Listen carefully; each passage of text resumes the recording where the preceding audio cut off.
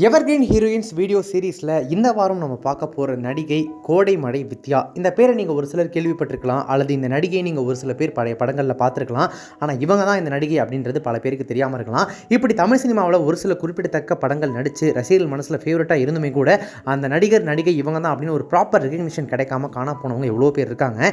இந்த சீரீஸ் மூலமாக கோடைமழை வித்யாவை நீங்கள் தெரிஞ்சுக்கிறதுக்கு ஒரு வாய்ப்பு கிடைச்சது அப்படின்னா கண்டிப்பாக இந்த சீரீஸினுடைய ஒன் ஆஃப் தி சக்ஸஸ் அப்படின்னு நான் சொல்லுவேன். ஓகே, கோடைமழை வித்யா யார் அப்படின்றத ஃபஸ்ட்டு பற்றி பார்த்துடலாம். இப்போ காற்றோடு குடலின் நாதமே அப்படின்ற ஒரு பாட்டு, கோடைமழை படத்தில் வர்ற இந்த பாட்டு இன்னைக்கு வரைக்கும் பலரோட ஃபேவரட் லிஸ்ட்டில் இருக்குது. அந்த அளவுக்கு லிரிக்ஸ் மியூசிக்னு ஒரு மேஜிக்கே இந்த பாட்டில் வந்து பண்ணியிருப்பாங்க. கூடவே இந்த பாட்டுக்கு பரதநாட்டியம் ஆடுற வித்யாவோட பாதங்களில் ஆரம்பித்து புருவங்கள் வரைக்கும் ஒவ்வொரு விஷயமுமே கிட்டத்தட்ட அந்த பரதத்தோடு சேர்ந்து நடனமாடும் அப்படின்னு சொல்லலாம்.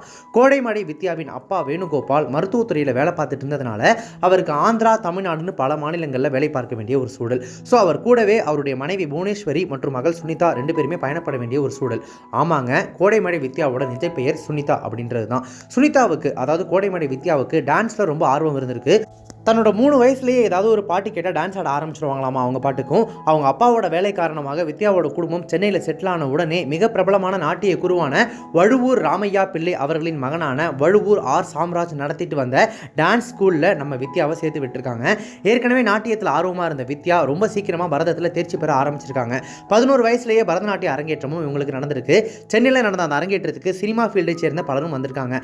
அந்த நேரத்தில் பரதநாட்டியத்தை மையமாக வச்சு கோடைமழைன்னு ஒரு படம் தயாரிக்கணும் அப்படின்ற ஐடியாவில் இருந்த படக்குழுவினரும் அந்த அரங்கேற்றத்துக்கு வர திருத்தமான முகம், பரதநாட்டியத்தில் நல்ல திறமையாக இருக்கிற இந்த பொண்ணையே அந்த படத்தில் நடிக்க வைக்கலாம் அப்படின்னு முடிவெடுத்துட்டாங்க.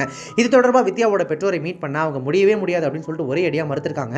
ஆனால் கோடைமழை டீம் படத்தோட கதையை சொல்லி நடனம் தான் அதோட அடிப்படைன்னு எடுத்து சொன்னதும் அரகுர மனசோட இந்த ஒரே ஒரு படத்தில் மட்டும் வித்யா நடிக்கட்டும் அப்படின்ற ஒரு முடிவுக்கு வந்திருக்காங்க. 1986 கோடைமழை திரைப்படம் வெளிவந்துச்சு. வித்யாவுக்கு அம்மாவா பிரபல நடிகை லட்சுமி நடிச்சிருப்பாங்க. நாட்டியம் சொல்லித்தர குருவா நடிகை ஸ்ரீபிரியாவும் அவரோட கணவரா ஜெய்சங்கரும் நடிச்சிருப்பாங்க. முதல் படத்திலேயே சீனியர் மோஸ்ட் நடிகர்களோட இப்படி ஒரு காஸ்டிங்கோட நடிக்கிற வாய்ப்பு வித்யாவுக்கு கிடைச்சது.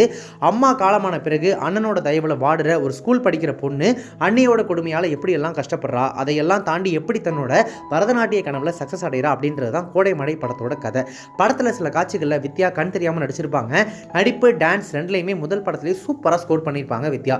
இப்படி ஒரு திறமைசாலி நடிகையை தமிழ் சினிமா விட்டுருமா என்ன? விடமாட்டாங்க இல்லையா?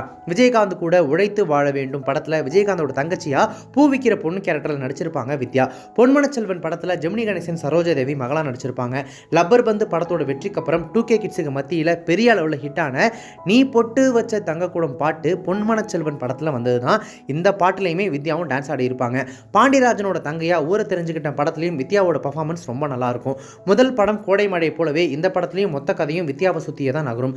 பாசமான தங்கச்சி, தான் காதலிச்சவன் கெட்டவன் இல்லை நல்லவன் தான் அப்படின்னு தெரிஞ்சுக்கிற இடம்னு வித்யா ஸ்கோர் பண்ணுறதுக்கு எக்கச்சக்க சீன்கள் இந்த படத்தில் இருந்துச்சு. அதை வித்யாவும் ரொம்ப நல்லா யூஸ் பண்ணி நடிச்சிருப்பாங்க.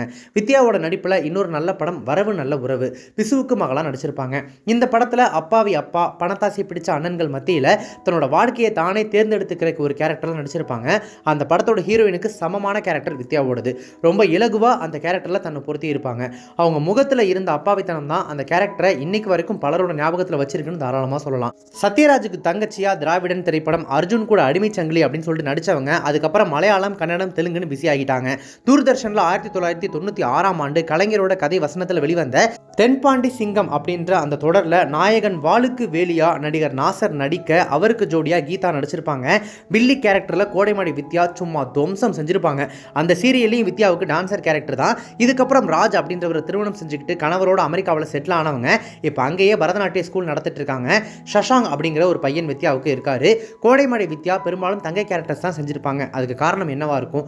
அவங்களே ஒரு பேட்டியில் இதுக்கான பதில் சொல்லியிருக்காங்க. என்ன சொல்லியிருக்காங்க அப்படின்னா, என் படத்தில் நடிச்சா நிறைய பணம் தரேன்னு ஒரு டேரக்டர் சொல்றாரு, இன்னொரு டேரக்டர் நல்ல கேரக்டர் தரேன்னு சொல்றாரு. ரெண்டுல நீங்க எதை ஒத்திப்பீங்க அப்படின்னு கேட்டா நான் கேரக்டர் ரோல் தான் ஒத்துப்பேன். பணம் இன்னைக்கு வரும் நாளைக்கு போகும், ஆனால் சினிமாவோட நல்ல கேரக்டர் ரோல் எப்போவாச்சும் தான் கிடைக்கும், அதனால அதை நான் மிஸ் பண்ணவே மாட்டேன் அப்படின்னு அந்த பேட்டியில் சொல்லியிருப்பாங்க வித்யா.